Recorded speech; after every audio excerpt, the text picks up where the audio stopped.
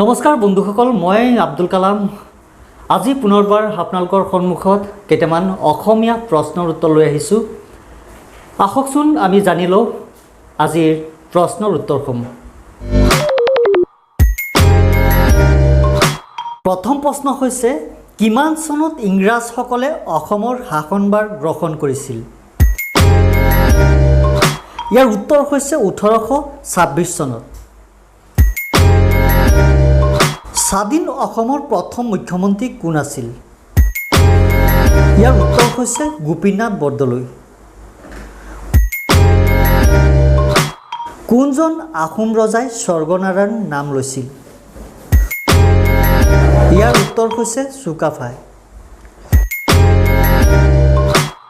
কিমান চনত মানসকলে প্ৰথম আহোম ৰাজ্য আক্ৰমণ কৰিছিল? ইয়াৰ উত্তৰ হৈছে 1817 চনত।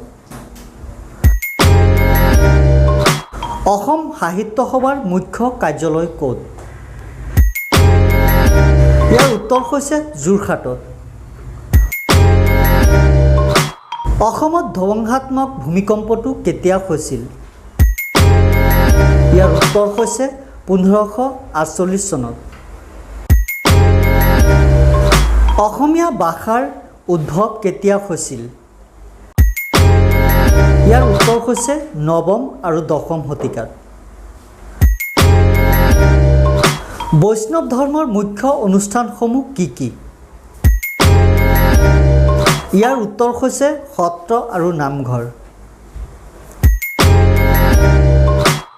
অসমৰ পৰা কোনে প্ৰথম ভাৰতৰ ৰাষ্ট্ৰপতি পদ অলংকৃত কৰিছিল?